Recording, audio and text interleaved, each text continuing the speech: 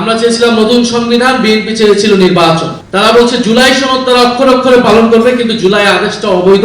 জাতীয় নির্বাচন আমরা চাই, তবে এই গণ অভ্যুত্থান কেবল নির্বাচনের মাধ্যমে ক্ষমতার পরিবর্তনের হাত পরিবর্তনের জন্য গণ অভ্যুত্থান হয়নি। ফলে রাষ্ট্র সংস্কারের দাবি ছিল এই গণ অভ্যুত্থানের অন্যতম দাবি, যেখানে ফ্যাসিবাদী ব্যবস্থার বিলোপ হবে, একটা নতুন বন্দোবস্ত হবে, যেখানে স্বৈরাচার আর বারবার ফিরে আসবে না। এই জন্যই সংস্কার এবং রাষ্ট্র মেরামতের দাবি, যেটা দিয়ে ফ্যাসিবাদকে বিলোপ করা সম্ভব হবে বলে আমরা একমত হয়েছিলাম। ফলে আমরা চেয়েছিলাম ফ্যাসিবাদের বিলোপ, আমরা চেয়েছিলাম নতুন সংবিধান, বিএনপি চেয়েছিল নির্বাচন। ফলে একটা সমঝোতায় আসা হলো ঐক্যমত কমিশনের মাধ্যমে। সেই সমঝোতা হলো সংস্কার। আমরা নতুন সংবিধান গণপরিষদের দাবি থেকে আমরা সংস্কার পরিষদের জায়গায় ঐক্যমত হলাম। বিএনপি ও নির্বাচনের জায়গা থেকে কিছুটা সরে এসে অনেকগুলো সংস্কারে ঐক্যমত হলো বাধ্য হয়ে। সেই জায়গা থেকেই গণভোট হলো।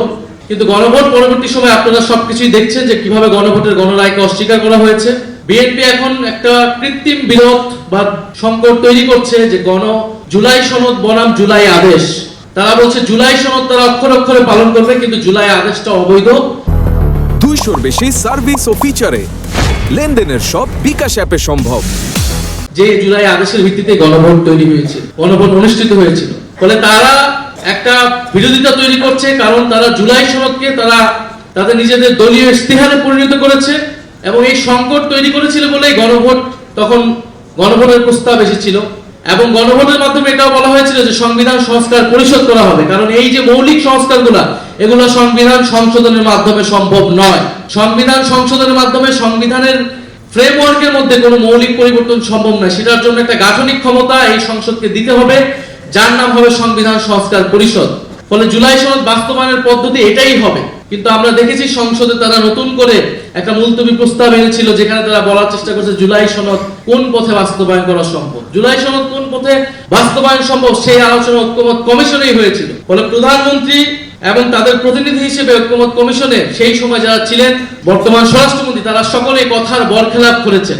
তারা তাদের নিজেদের দলীয় ইশতেহার দেওয়া সেই ইশতেহারের বরখেলাপ করেছেন, জুলাই সনদের বরখেলাপ করেছেন এবং গণভোটের গণরায়কে তারা বৃদ্ধাঙ্গুলি দেখিয়েছে।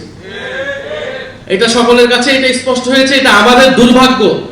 আজকের এই সেমিনারটা আমাদের এই বিষয়ে করার দরকার ছিল না, করা উচিত ছিল না। আমাদের সেমিনার এখন করা উচিত ছিল আন্তর্জাতিক যুদ্ধ পরিস্থিতি কিভাবে আমরা সামাল দিব, দেশের জাতীয় স্বার্থ আমরা কিভাবে ঐক্যবদ্ধভাবে সুরক্ষা করব, দেশের তেল সংকট, দেশের হাম দুর্যোগ আমরা কিভাবে সরকার বিরোধী দল একসাথে আমরা সহযোগিতাপূর্ণভাবে মোকাবেলা করব। আমাদের সেমিনার এখন এই বিষয়ে হওয়ার কথা ছিল। বিরোধী দলের নেতা প্রথম থেকে বলে এসেছেন আমরা দায়িত্বশীল বিরোধী দল হতে চাই, আমরা সরকারকে এই ধরনের জনস্বার্থ ইস্যুতে সর্বাত্মকভাবে সহযোগিতা করব। কারণ 16 বছরের ধ্বংসযজ্ঞের পরে, এই অন্তর্বর্তী সরকারের পরে এই নতুন সরকার খুব সহজেই দেশের এই ধরনের সংকট সামাল দিতে পারবে না। এটা খুবই কমন সেন্স, এটা আমরা সকলেই জানি।